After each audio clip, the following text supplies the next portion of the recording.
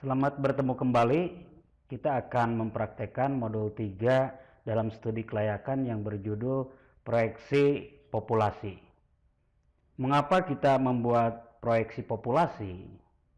Ini didasarkan pada objek yang akan kita rencanakan adalah makhluk hidup, di mana ternak sebagai makhluk hidup membutuhkan lingkungan dan perlakuan yang tepat agar ternak tersebut bertahan hidup dan menunjukkan performa produksi yang optimal.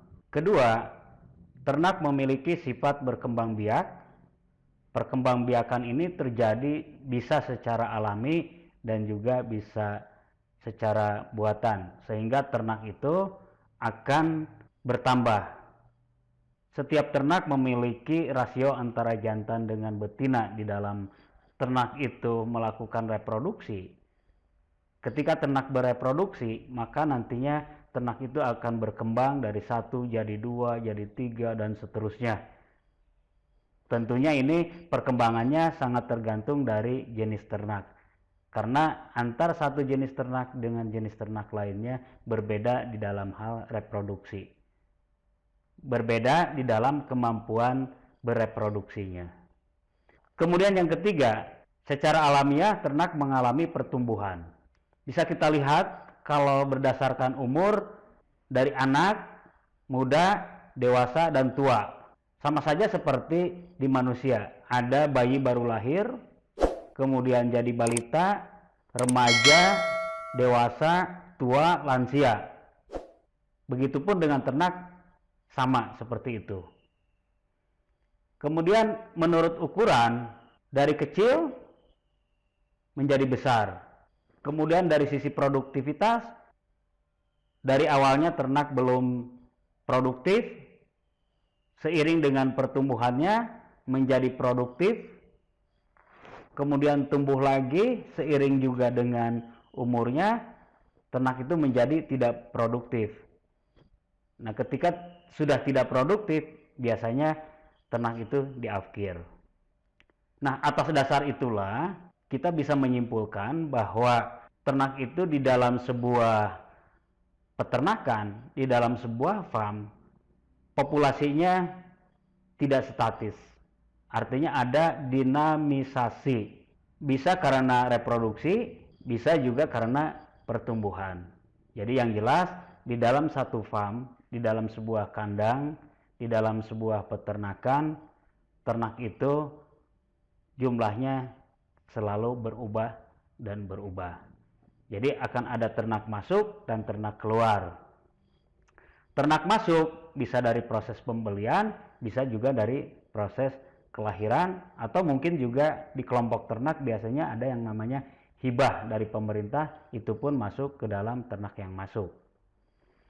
Nah, ternak keluar bisa disebabkan oleh ternak itu dijual, diafkir, atau mungkin karena ternak itu sakit dan mati, itu masuk ke kategori ternak yang keluar. Sehingga di dalam sebuah farm ada dinamisasi populasi. Sehingga di dalam praktikum ini kita akan membuat sebuah dinamika populasi. Nah, tujuan dari praktikum kali ini adalah membuat asumsi dan koefisien teknis untuk perencanaan usaha sesuai dengan jenis dan komoditas. Pada modul kedua kita sudah membahas tentang asumsi-asumsi. Pada praktikum kali ini kita menyusun asumsi-asumsi dan koefisien teknis untuk jenis dan komoditas ternak tertentu. Kemudian yang kedua, merancang tabel proyeksi populasi, atau dalam hal ini juga bisa disebut proyeksi produksi, di mana tabel proyeksi populasi ini yang terhubung dengan asumsi-asumsi dan koefisien teknis yang sudah disusun tadi. Praktikum kali ini akan menghasilkan berupa output. Yang pertama, outputnya adalah tabel asumsi-asumsi yang menyangkut teknis, harga, dan mungkin juga ada kebutuhan asumsi tentang manajemen, di mana asumsi-asumsi tersebut akan digunakan sebagai dasar perhitungan di dalam analisis studi kelayakan ini.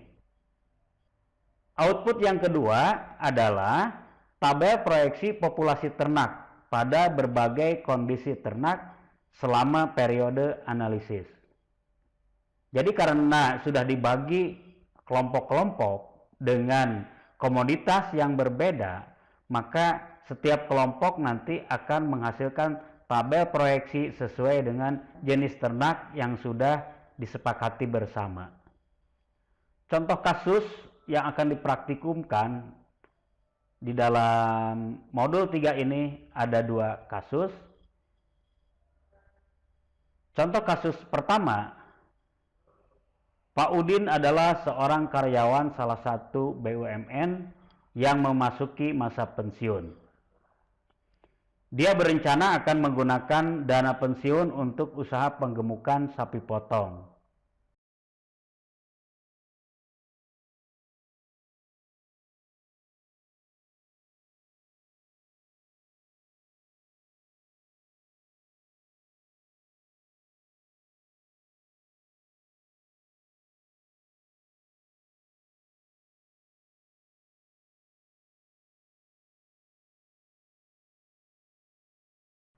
Karena Anda sudah memiliki keilmuan dalam usaha sapi potong, coba tolong bantu Pak Udin, supaya Pak Udin tidak bingung lagi.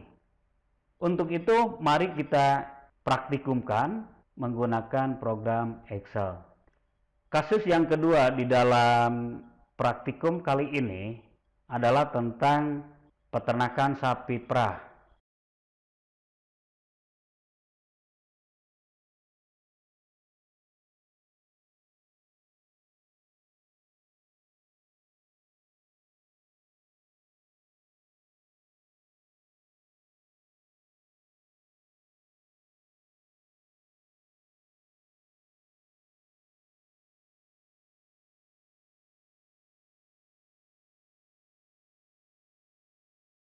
Asumsi yang berhasil dihimpun sesuai dengan tabel berikut ini. Informasi pertama yang diperoleh adalah produksi rata-rata, kemudian service per conception, calving interval, kematian pedet, kematian sapi muda dan sapi dewasa, dan juga seks rasio anak jantan dan betina. Ini adalah data yang berhasil dihimpun oleh Bapak April. Karena Pak April ini orang awam tentang sapi perah, coba bantu oleh Anda membuatkan dinamika populasinya. Kerjakan dengan menggunakan Excel.